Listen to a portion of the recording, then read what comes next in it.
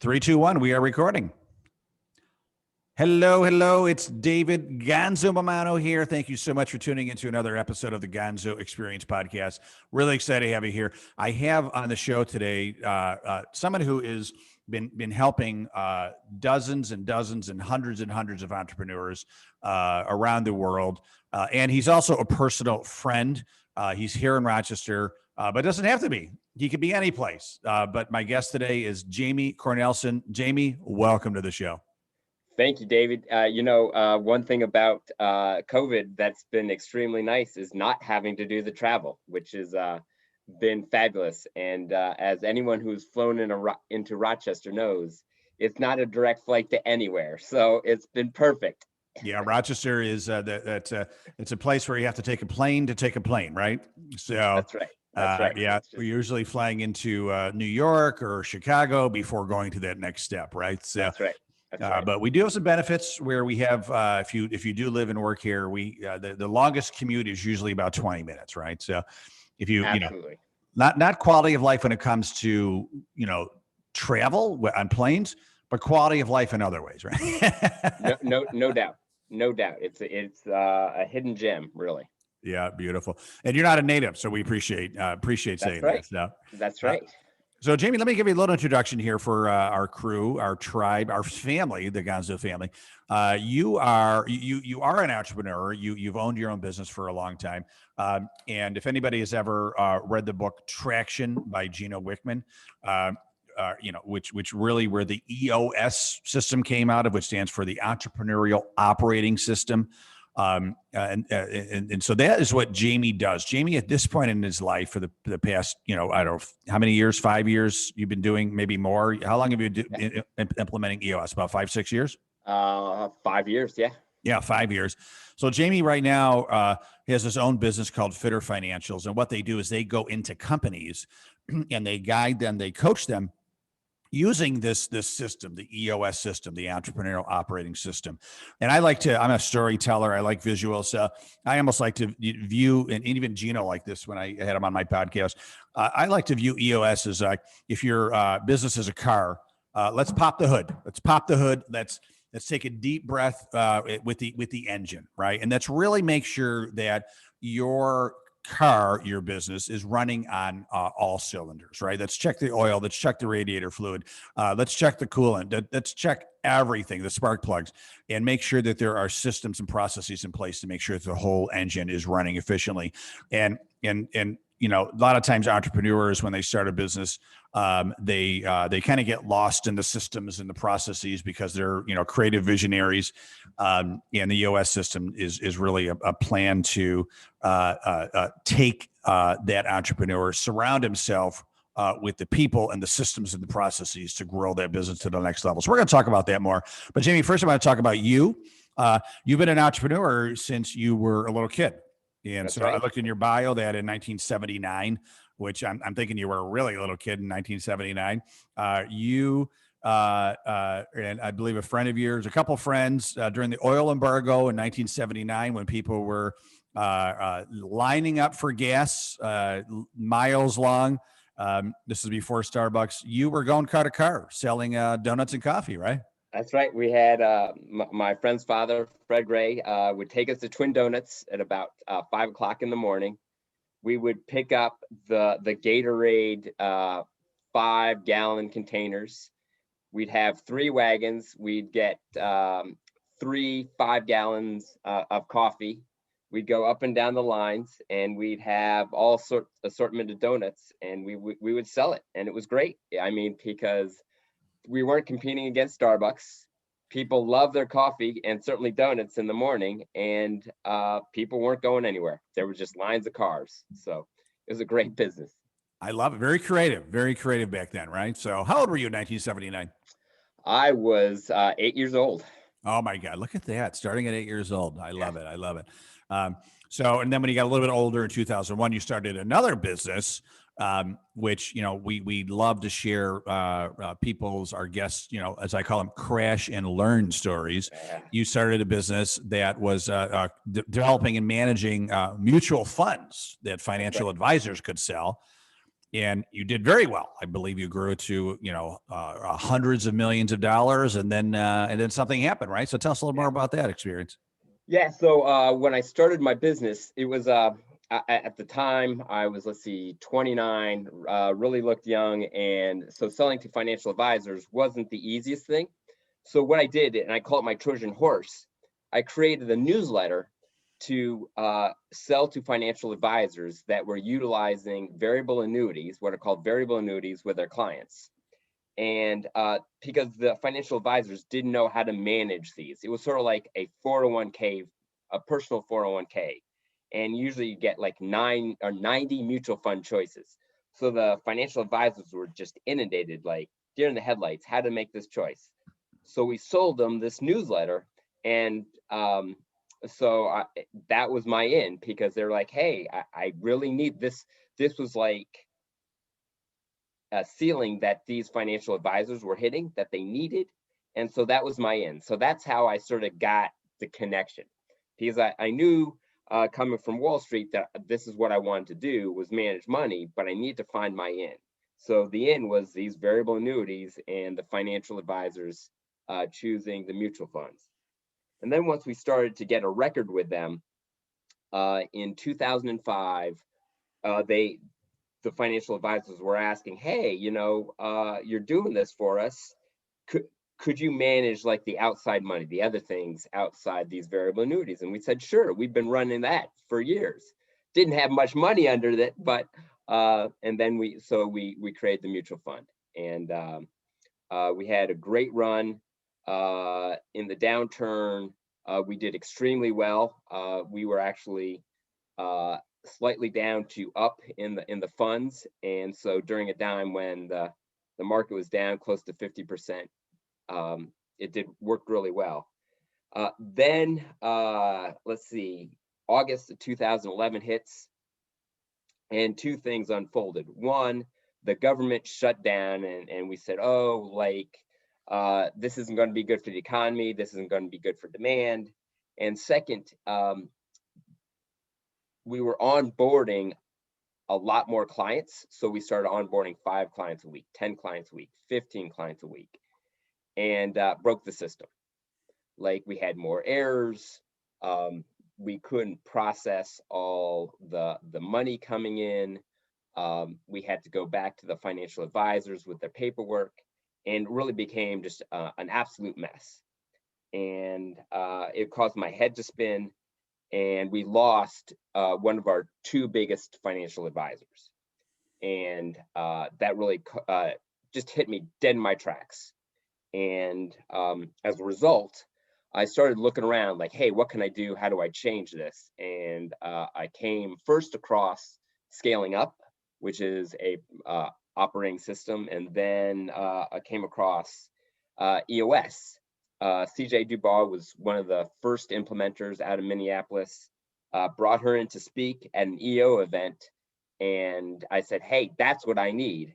And so started implementing as a result of CJ, and completely changed my outlook, because 1, I had hit a ceiling, and 2, what I realized, it wasn't just the process, it was the people. We didn't have the capacity in the people to get us to the next level. So that was my awakening moment. Yeah, your crash to learn moment, as we like to say. I mean, I'm reading in your bio here, you built that business to about $230 million, which is crazy. And then it plummeted to 31 million. And, 31 million still impressive, but when you were doing, 230 million, the systems kind of break. So, but you learned. Yep, good. No, I mean, like, I had to lay a lot of people off. I really got down on myself. I wore the fact that, like, the business was my moniker, right? And it was big, bad decisions that I had made that led to this, that loss of the significant assets. So I took it personally. And what I've learned is you can't take your business personally, but it's hard not to. When you're living and breathing it, and that's your baby, it is hard not to do that. Yeah. No, it's definitely kind of intertwined in our soul after a while. So, Yeah, they say it's not personal, it's business, but damn it, it is personal. Who are we kidding, right? So, no doubt, no doubt. yeah. Um, so you got back up. You learned about EOS, which once again stands for the Entrepreneurial Operating System, which was created by Gino Wickman. And if the Gonzo family here, if you haven't read um, Traction, and there's a few more books on EOS, but Traction is I think the 101 book. Read that. I've read it. I've listened to it and read it at least 3 or 4 times. The principles in there are amazing. And now what they have is they have people like Jamie who are implementers, and so they help you. You can hire people like Jamie to help you implement EOS into your company. It's basically a coach to guide you through EOS and keep you accountable on using the system. And that's how you make your living now. But your company is called Fitter Financials, right? And then you use that company to every coach, every guide. Every implementer, I should say, right, has their own company and using the EOS system. So tell us a little bit more about the EOS system. When you start working with a company, what are some of the things you start doing with them? Yeah, I mean, I think I'll start with my own core focus, and that is connecting people, purpose, and their passion. And what you find when you're working with business owners is business owners have yet to slow down and figure out why are we starting the business? What do we want? Because in effect, the business is just a tool. So take, for example, the individual that I was speaking with yesterday has really grown the business. I've known him sort of personally for several years, and he just added um, the 12th employee. And I was having a conversation with him yesterday, and I'm like, well, what's your goal? And he's like, I don't have a goal. I'm just sort of taking it one day at a time. And having a vision is the first part about excelling, about getting to where you want to go. If you don't know where you're going, you're not going to get there. And I mean, talking about Warren Rustand, right? We start off just chit chatting about people with grand visions. Well, Warren Rustand had a life that he is ascribed to, and he had this vision in high school, and he has executed 99% of the things that he wanted to accomplish. So having that vision is huge. And so a lot of it is in terms of me connecting people, purpose, and their passion, is really helping them identify what they really want. And what I find is that it really comes down to a couple of things. Is people want more money, people want more time, people want significance, and people want freedom.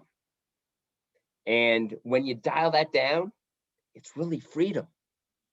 It's really freedom that they want, right? So they want options, and even more so, they want to be significant.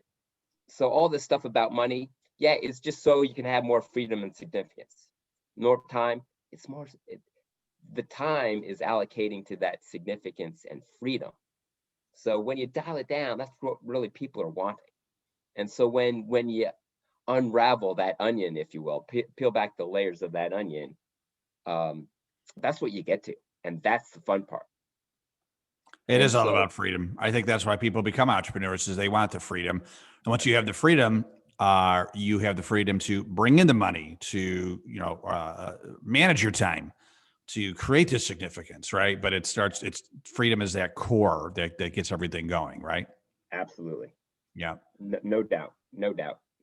And So so, with DOS, what do you see? When you come into a company, what are some of the common issues that or challenges I should say that they have, and how do you kind of quote unquote stop the bleeding? The first couple of meetings. yeah, a lot of people think, oh, well, we need to look at the strategy component. We need to look at this vision. And the reality is, we need to look at just what companies are doing, just taking one step over the other. Mainly, do you have the right people? Do you have the right process? Are you looking at the right data to get there? And oftentimes that's not in place. I mean, look at me. Like when I hit the ceiling, it was because we didn't have the right process to onboard these financial advisors and bring on their clients. When I peeled it back even more, I didn't have the right employees that had the experience to take us to the next level. These employees were great at bringing us to 5, 10, 15 clients a week, but we punched through and we're not able to get past that because we didn't have the right process and we didn't have the right people to develop that process.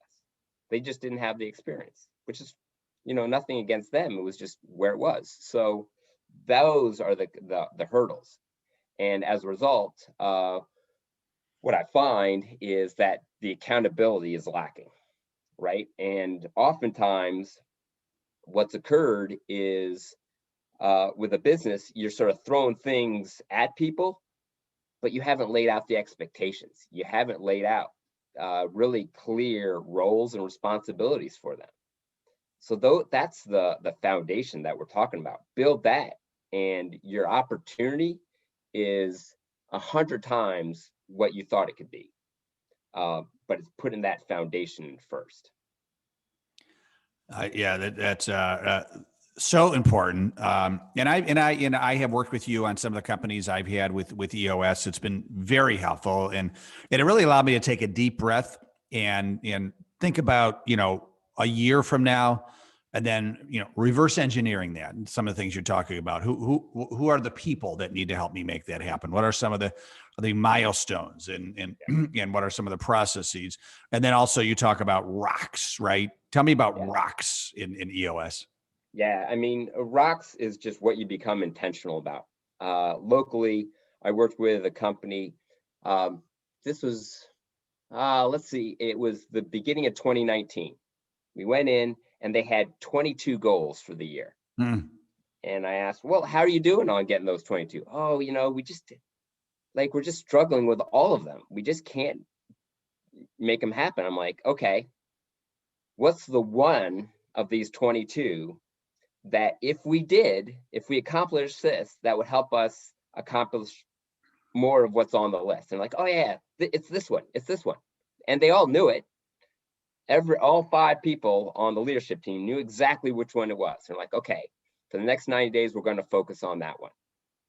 And once we did that, they had 4 more on the list. They're like, oh yeah, we can do these 4. This next 90 days, we can do these 4. I'm like, fantastic. What do we need to do? Let's break this down. We've got 13 weeks. What do we need to do each week to accomplish these 4? And like, okay, we'll do this. And they got those 4 done. Next round, we did 7. Fantastic, right? We laid it down. We put together the 13-week plan. All right, so now we've got 12 in the hopper. Next time we're like, we can do it. We can get to the 22. Let's put 10 more on the list. We can do these. And at that point, we had all 37 employees figuring out what they were going to do to get these 10 down. And it became this rallying cry, like, we could do this. We're going to get these. And that's the snowball that happens. But it starts with just doing the one. One at a time. Yep, absolutely. Yep. Tell me, if you have it, and you don't have to name the companies, but can you share, just some just success stories that you've had with some of the companies you're working with? Yeah, I mean, I'll just take sort of this last year as a whole. One of the 6 key components is data within EOS, and I like to look at my own data, my own measurable. And so for that, I like to look at revenue per employee, because if I see revenue growth, then great, we're growing. And if we see the employees, like we don't have to add as many employees to get to even the same revenue, then we're working well. We're working more productively, more efficiently. So in 2020, I saw the revenue per employee over the 587 employees that were effectively part of my client group. We saw a $76,000 837 improvement in revenue per employee.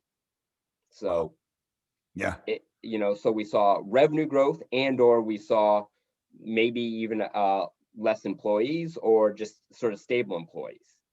So through that, we did better. We were more efficient, more productive, more accountable, and and so these employees did phenomenal work. I mean, in the course of 2020, where you had 2 months of great work in terms of January and February, then the government shuts everything down for 2 months. I mean, I had some companies that were literally they couldn't do a thing for 2 months. And we came back and we said, hey, we've got these goals. We have this huge hurdle, and we're going to do it. I had one client that we were really worried about, because they really bill out based on per hour, right? And that's how they bill out to their clients. And they knew to get to the goal that they needed these additional 4 employees, but these 4 employees just didn't fit the culture. And so they, in June and then July, and by the time August came around, they just realized that these employees weren't a good fit. Like, we've been talking about these for 4 months, these 4 employees for 4 months. And so finally said, even though it's going to put us in a hole, we're going to get rid of these 4 employees. And everyone circled the wagon. And we said, okay, the only way we're going to make up for this is we're going to have to work Saturdays. So not only did the frontline workers work Saturdays, but even the administrative staff, they came with the lunches to the different sites, and everyone sat down for half an hour at lunch and talked and just worked together as a group. As a result, we completely broke through the goals in terms of revenue goals for the year, and we shattered the profitability, because we did it with 4 fewer employees, because those 4 employees just didn't fit the culture. And it was a fabulous story. Like, everyone just buckled down. But they were shut down for 2 months. They started off well in January and February, and then they sort of had the regrouping over the summer, and then sort of the fall, they had to work with 4 fewer employees. So it was a great story. And so that's fun to see when people sort of circle the wagons, get really intentional, and bust it out doing great work. and they did it together. And they did it together. Absolutely, David. Which, engaged them to the company even more, right? And right. why does the management team have to shoulder all this pressure? Like, spread it out and spread the work out, and then not only does that help the management team, but also it engages the rest of the team more into just loving the company, and that alone increases the culture too. So no, it's a great story. So Jamie, before we go, so as we're doing this interview, it's early March, and as it's looking like, and let's say some prayers, that between vaccinations and herd immunity, people from Johns Hopkins and Harvard are saying, we're really gonna start to come out of this in end of April, right? Mid to end of April, where we'll start to get back to normal. So as businesses, as owners need to plan for this, what are you advising your clients to go forward? What is your advice as the world opens up again? Yeah, I think the first part is to turn into the fear. Like, I love the analogy of a buffalo, that when a storm comes, the buffaloes don't run away from the storm or turn away from the storm like cows do. They run into the storm because they can get through it faster. And I think that's what we have to learn to do, is just slow down, take time, and think about, like, okay, what are the opportunities that exist? Because it was those companies that figured out, hey, they just evaluated where they were and looked at their own resources. They didn't have to get outside consultants. They didn't have to hire in these McKinseys of the world. they could look internally and say, okay, how do we develop a better process? How do we flow clients and customers through our own doors and get them what they want? And I think that's what it takes. In the US, we talk about having clarity breaks. Means you just take a pad of paper and you go to a coffee shop, you go to the top of the mountain, and you just think about, hey, how is this process working? Is it giving us everything that we want? And honestly, like, every company is slightly different. And so just take that time to think about, hey, what do you do really well?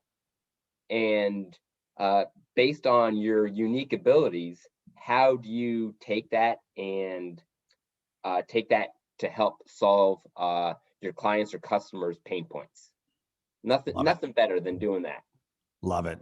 Find your zone of genius and maximize it, right? Turn it into profits. Turn it into freedom, money, more time, and significance, right? That's right. Exactly. I love it. Jamie Cornehlsen, thank you so much for being on the show. Thank you for being a friend and helping me with my businesses through the past too. Appreciate that. You got a great guy on your team, Ian. I want to call him out. We love Ian as well. Yeah. And I think he's the wind beneath your wings, right? You guys For are sure. a great team. No doubt. No doubt. Great team. Hey, and Jamie, if people want to get in touch with you and find you, what are some of the best ways? Oh, goodness. Probably just picking up the phone and calling me. So I'm old fashioned that way, but go to fitterfinancials.com and you can see my email and phone number there, but pick up the phone and call me. Very good. And a little disclaimer, ladies, he is happily married, so it's got to be business only. Okay. So, or new friendships, right? So you'll take new friends, right, Jamie? That's right. Jamie, thank you. Actually, I forgot to say one thing about you from your bio, which I did not know because you're so modest, that you are a member of the U.S. triathlon team and you've competed with the team in the world championships. And, I did not know that about you. You're such a great guy. So many, talk about an onion. You are an onion with many, many layers, my friend. So I'm glad you are my friend, and I'm excited to get you to know more and more. And thanks for doing what you're doing in the world. Appreciate it. Absolutely. Great to be on. Thanks so much. Excellent. Thank you, Jamie. Thank you, Gonzo family, for listening. Appreciate you as well. Do me a favor. If you like this episode, go to your favorite podcast app, rate, review us, download us. We come out with a new show every Wednesday morning, and you'll get notified. Really appreciate everybody that is a part of this movement to help entrepreneurs be the best they can be. Our goal is to really help entrepreneurs at the end of the day. We want them to be the entrepreneur that they dreamed of being when they originally started the business, and Jamie is helping make that happen. So thanks again, everybody. Have a great day and stay awesome.